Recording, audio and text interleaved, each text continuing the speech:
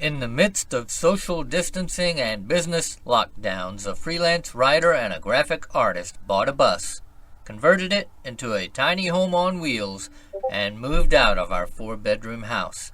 1 year later, we downsized to a Chevy Express. Now we travel between Texas and Pennsylvania from April through November while exploring small towns with rich histories. In the winter, we hunker down in Texas in our schoolie and dream of our next big trip.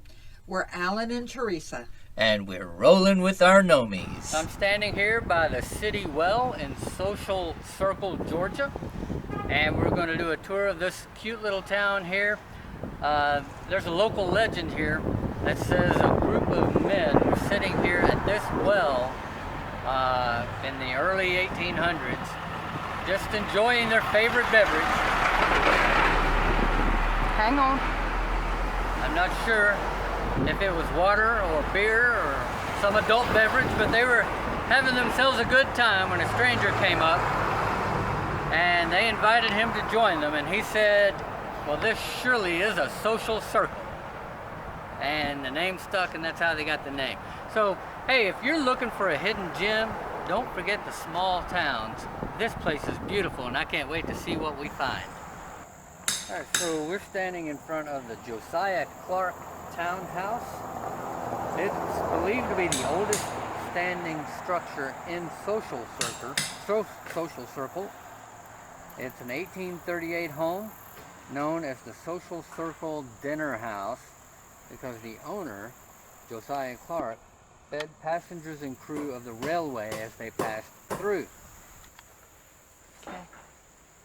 We're looking at the Robinson McDowell house, built in 1891 as a one-story cottage by the Robinson family, and the second story was added later as a Victorian ornamentation in 1898. Beautiful house. Oh, gorgeous. I think we can get a nice view of that wraparound porch from the corner. Oh yeah. Nice. White picket fence. Beautiful. And there's Christmas lights hanging from these trees. All these trees. He goes across the street. Oh, we're supposed to be going back the other way. Okay. But across the street is a town they call the Christmas House. It's got the 2 dog statues there in the front there. And it's a historic home. But this gentleman evidently decorates his whole house and yard in Christmas lights every year, and people drive from miles around to look at the decorations. You can see Beautiful home. maybe the LED icicles hanging from the trees. From this tree, Evidently that he goes tree. across the street. All down the street looks like. Okay, I might have to come back here after Thanksgiving so I can see Christmas lights.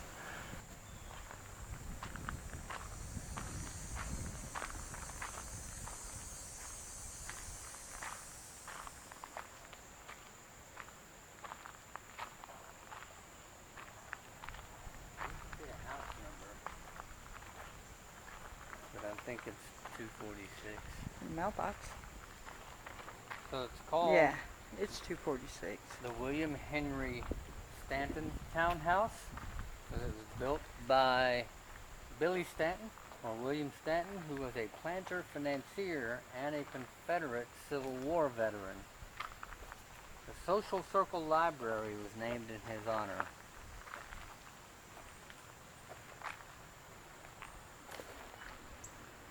I love the stone fence Yeah. and the barn, Wow. but this side porch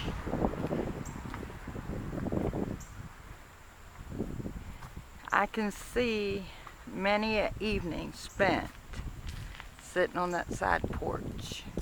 There's some nice, cool breezes. Yeah. There's a good breeze going Yeah, today. it's a good one now.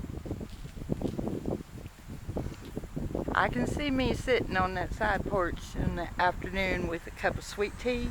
Yeah, glass of sweet tea and a bucket of beans. Butter beans. No, I ain't doing that daggum butter beans. You want a bowl of butter beans? Come on now. Dad, you make Dad proud. It's a bowl of beans to shell. I ain't eating no daggum butter beans. Come on, you know you love them. I eat them, but not as often as your daddy sings about them. Oh, that's a pretty house. So I really, really do like this front porch.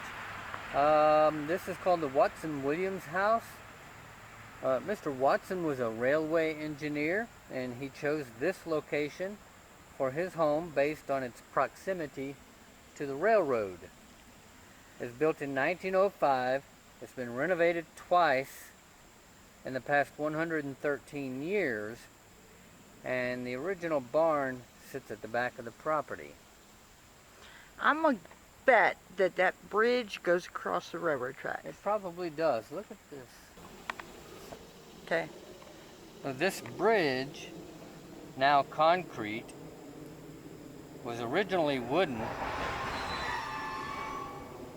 That's the Yep, train. That's a train track, and is the site of the famous introduction jump for the hit television show The Dukes of Hazzard, which was a hit TV show between 79 and 85, and I remember watching that show. Do you? I do remember that it. was one of my favorites. Yeah, the Confederate rebel flag on the hood of the car. And I like the everything. horn. And the horn, yeah, it was awesome. Rascal P. Coltrane. Oh, Lord. At the beginning, Look. at the beginning of every episode, the introduction always showed the signature '69 Dodge Charger, called the General Lee, jumping a wooden bridge. Each jump resulted in the complete destruction of the car, and the show reportedly used over 300 1969 Chargers in its 6-year run.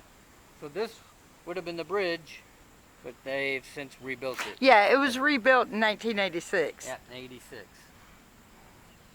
Okay. Right after 1 year after the show was canceled. Right. After it ran its course. They didn't need the wooden bridge So this anymore. is a historic train depot here. It was established in 1845. The Georgia Railroad was established that year, allowing for economic development for social circle. As a result, various dinner houses and hotels were erected in town, and the railroad allowed for more efficient transportation of cotton from the gin, as there was a scale built into the station to weigh the bales as they rolled across. The warehouse and depot were destroyed in a fire on July 23rd, 1864. Later that year, for you history buffs, you already know. Sherman. Yep, General Sherman with the 20th Corps did his march to the sea, and 16 miles of tracks from Social Circle to Madison were destroyed. The station and depot were both restored in 1866. The coaling tower was used to refuel engines as they stopped, and remains one of the only 6 in the state of Georgia. So right across the street from the train depot is what they call Sycamore's Goodfellows. It was known originally as Garrett House and Annex. It's the site of the George Stanton Hotel when it was built, and operated by Miss Lizzie Eccles. The hotel catered to transient and regular boarders for $20 a month. In 1956, the building was dismantled and used to construct a warehouse on the same site. Remnants of the hotel may be seen as part of the former Sycamore Grill, now Goodfellas Sports Bar and Grill, which now looks like it's changed to Tin Plate. Tin Plate. There's also been several other hotels in the area over the years, including Spencer House or Supper House. when train... Oh, there goes that train. Oh, there he goes, yeah. He's kicking off his gears. Alright, so this building is called the Claude T. Wiley Company General Store. It was built in 1898. However, it didn't open until 1902. It sold various items from food to women's and men's apparel, and was open for 94 years with Claude Wiley's children taking ownership. Hold on. After he died. It was then sold in 2014, and today lives on a Sacred Ground Cafe, where it exhibits the original shelves, penny candy counter, cheese cutter, and pot-bellied stove. It's closed on Mondays. Unfortunately. So this is Dr. Brown's Townhouse, built by Dr. Joseph T. Brown in 1860 and sold in 1919 to the James Wiley family. Throughout the history of the house, a ghost-like figure known as she, quote unquote, a woman with a full hooped skirt and a neat bun, has been seen wandering the halls and walking up to the upper level. And I got goosebumps just thinking about it. Someone's got a good imagination. Maybe there really is a shadowy figure named she. No, there's not. Hope she don't show herself now. I don't believe in such things. So this house was built by Edward L. Almond, owner of Almond Hardware, and sold to Whit Spearman in 1927. Spearman served as mayor of Social Circle and was the finder of the Social Circle meteorite, one of the largest meteorites in the United States. To this day, it remains on display at the state capitol. On a clear day, Stone Mountain is visible at the top of Widow's Walk, located on the roof. It's gone now. Well, if somebody's walking up there, The foundation of it is still there, Yeah. but the actual Widow's Walk is gone. I'm betting they're leaving Widows if they're walking up there. Look, that fire engine been all over town, and there is no fire. Maybe he's looking for a fire. No. There's a guy gonna get out that engine with a weed whacker and trim the grass around the... Why would he do that? It's a fire engine. He gets out the fire engine with the weed whacker and trims the grass around the fire hydrants. Well, what's that got to do with the cotton gin? Nothing, but he drove through my video. So it looks like they're doing some renovations here on this house. It's called the Knox McKinney house. The back part of it was built in the 1840s. About 40 years later, in 1885, G.E. Knox added the front portion. The McKinney family bought the house in 1920 and lived there until 1973. Legend has it that the back part of the attic was used in the Underground Railroad. It also happens to be the exterior set for Cuba Gooding Jr.'s movie The Fighting Temptations, and the house was also a filming location for Nancy Drew and the Hidden Staircase during the summer of 2018. I read that book when I was in high school, in teenager years, I guess probably before high school. Wow, for you movie makers, it looks like Social Circle is a good place to come to make a movie. Yeah. Okay. Gibbs Burton Herndon House. Originally a log structure enlarged for a wedding in the 1830s, the home was deeded by the Gibbs family to the Burtons in 1840. Around 20 years later, at the time of the Civil War, it was occupied by the Herndons. During the time of Sherman's march to the sea, this Victorian-style home was unharmed due to its Masonic owner, Mr. Herndon, as Sherman's forces had orders not to harm another Mason's family. Legend has it that General Sherman's soldiers camped here under the oaks. It's also rumored that Alonzo Herndon, founder of Atlanta Life Insurance, was born into slavery in this house. When Isaac Anderson Stanton Sr. moved his family into the house, he added a second floor, exterior columns, and a stained glass window. Several other prominent Social Circle families have lived here, such as the Days, Duvalls, and Stantons. The home is now owned by Bob Bales, head of the Historical Preservation Society. Okay. All right, this is a gorgeous house called the Stanton Pelham House, or Magnolia Manor. It's one of the finest examples of neoclassical architecture in Walton County. Got a massive clapboard house with elaborate transom and side lights at the entrance. Balcony above is supported by cast iron brackets. The monumental Corinthian portico, capped with a balustrade, is echoed in a one-story veranda on either side of the house. Yep. Yeah, nice. The home was converted into a special events venue known as Magnolia Manor by its current owner. Nice.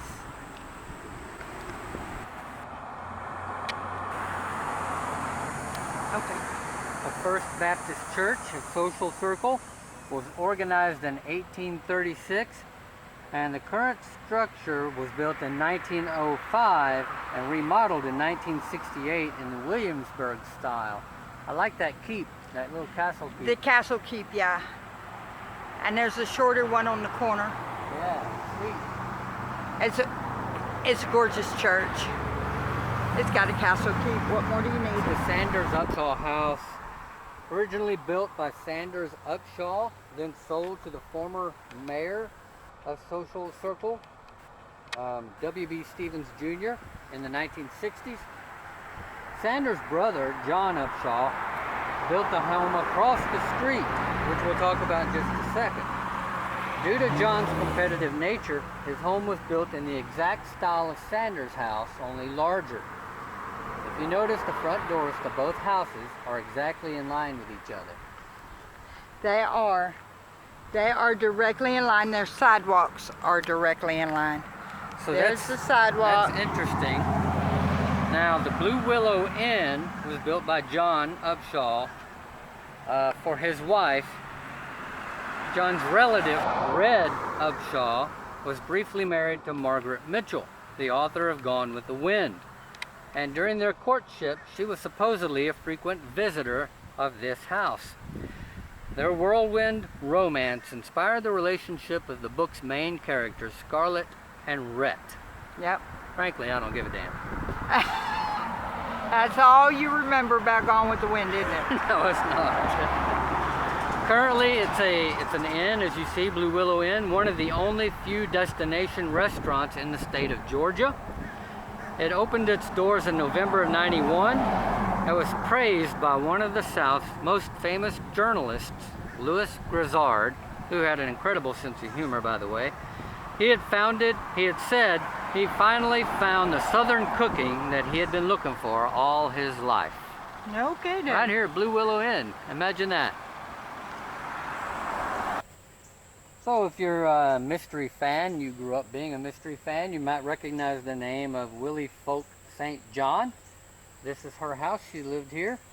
She was born in South Carolina but grew up in Savannah, Georgia, and after reading Little Women, she knew she wanted to be a writer. She graduated from the University of Georgia in 1903 with a degree in journalism and went to work for the Atlanta Journal and Constitution Sunday magazine in 1941. She wrote several mystery novels, and then she moved to Social Circle in 1967 and was named Georgia Author of the Year by the Dixie Council of Authors and Journalists in 1968. The following year, in '69, Walt Disney adopted one of her stories, The Secret of Pirate Inn. She spent the last years of her life here in Social Circle until she died in 1985 of cancer. Wow. Well, that concludes our tour of Social Circle, Georgia. We hope you'll come back and see us again. Now, if you ever decide to conduct your own personal march to the sea, don't forget to stop in Social Circle and spend time with these friendly folks here. Hey, they have a friendship thing. They have a friendship festival in October. I believe it's October 1st. October 1st. And this year's the 28th annual. You might want to stop in and say hi to the friendly folks. And their welcome center information is down there in the description. Yep. Until next week, we will See you later. Alright, if I don't do this right, then I'm going to be on the bad side of my wife. So y'all bear with me and pray for me. But while you're doing that, don't forget, share us with your friends. Like us if you like us if you don't. Subscribe to the channel. It helps us out. God bless.